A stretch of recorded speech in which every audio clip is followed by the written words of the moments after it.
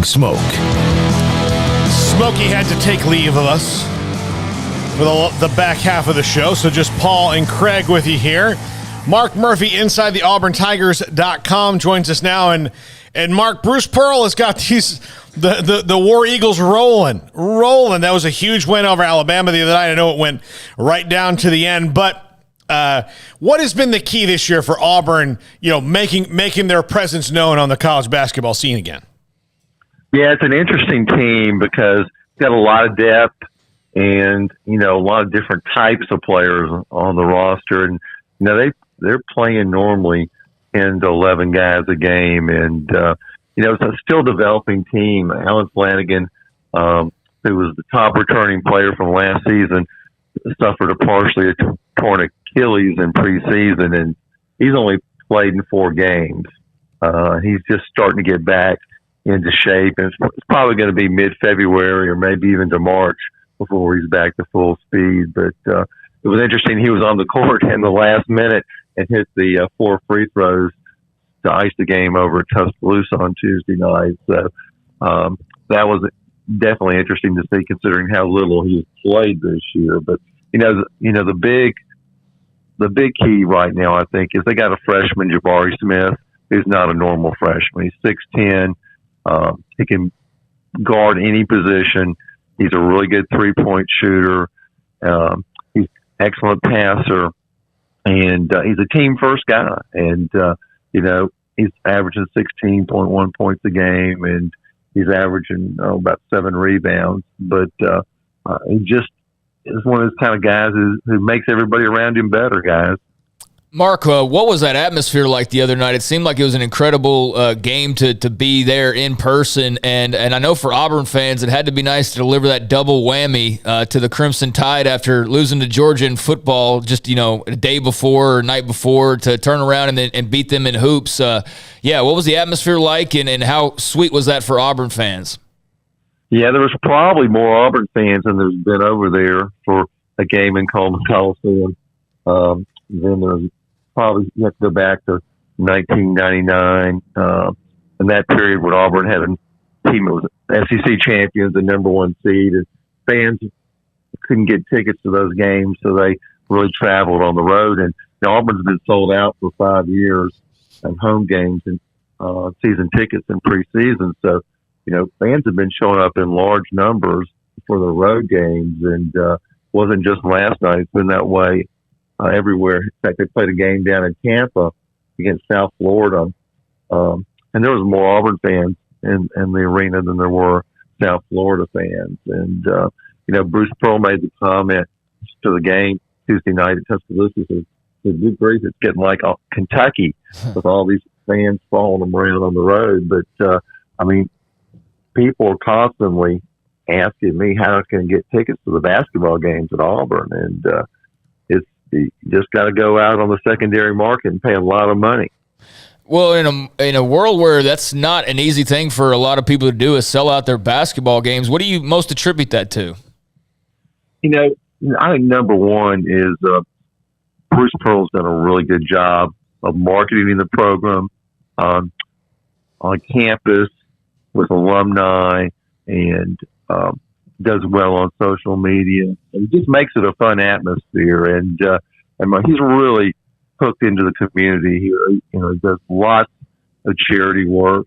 He's raised millions of dollars for local charities and statewide charities too. And so he's gotten to know a lot of people. And I call him the Energizer Bunny, because the guy's like always doing something, like morning, noon, night.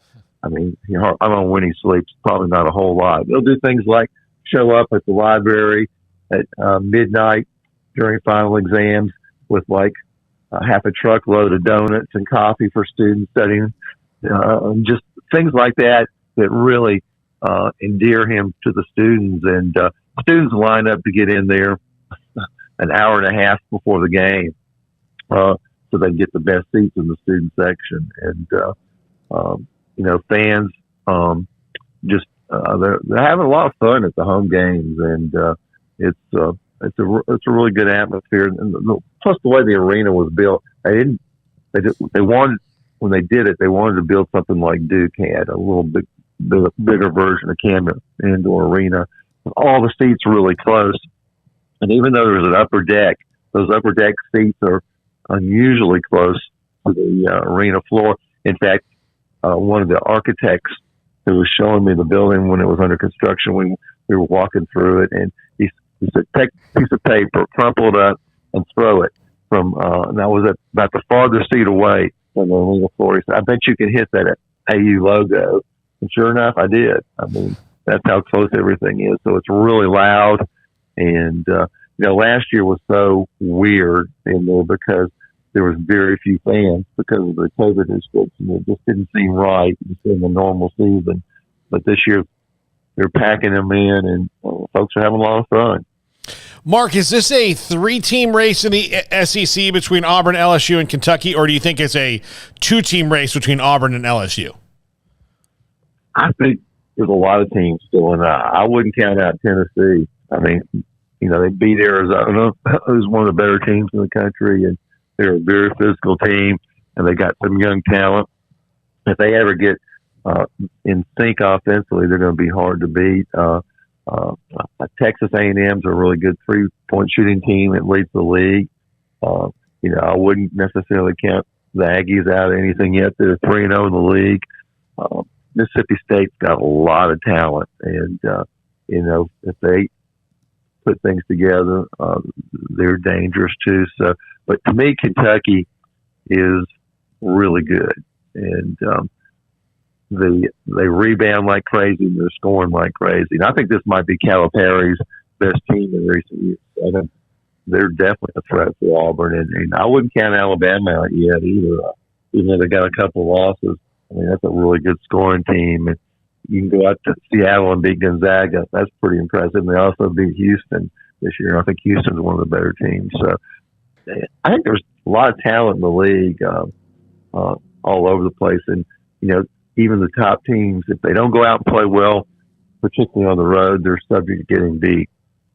Well, I mean, they do have to hit the road to play Ole Miss coming up and then Georgia at home, but that Kentucky game 9 days away, they got to take care of business, obviously, before then, but do you already start to feel a little bit of buzz for that one? I think the big thing we talk about right now with Auburn basketball is they just had a hard time winning over to Ole Miss in recent years. And in fact, it actually even goes back several generations because they've had some really good teams that have gone over to Ole Miss and gotten beaten by some fairly average Ole Miss teams. And so I know Bruce Pearl is pretty focused on, taking care of business at Ole Miss because last year Ole Miss swept the series and won by 11 over there in Oxford at the Pavilion and beat Auburn in double overtime at Auburn last year.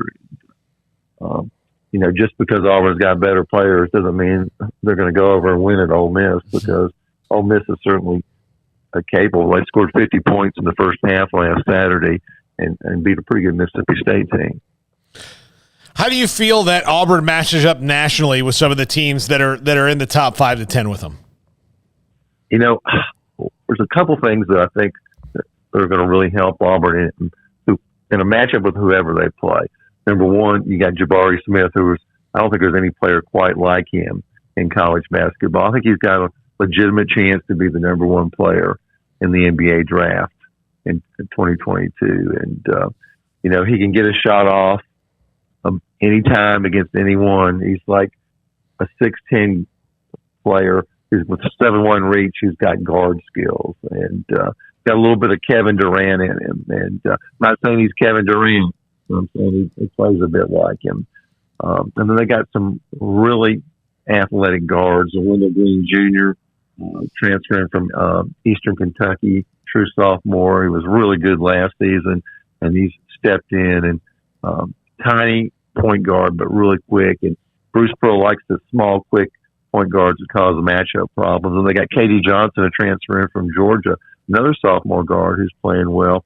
And then you got Walker Kessler, NBA prospect, McDonald's All-American 5-star recruit transfer in from University of North Carolina. And he's got the he's 255. He's got the reach of a guy about 7'3" or 7'4", and third in the country in block shots. And his dad Chad was a really good player at the University of Georgia, and his uncle Alex was an NBA player. And one of his brother Houston played at Georgia. He just really knows how to play basketball.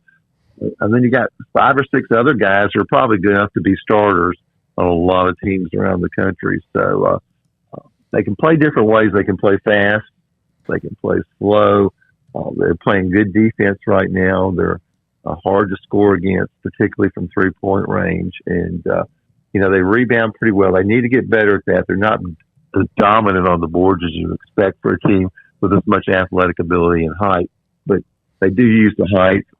In another way, they lead the country in block shots by a pretty good margin. So anytime they're going to shoot the ball well, they're going to be difficult to beat.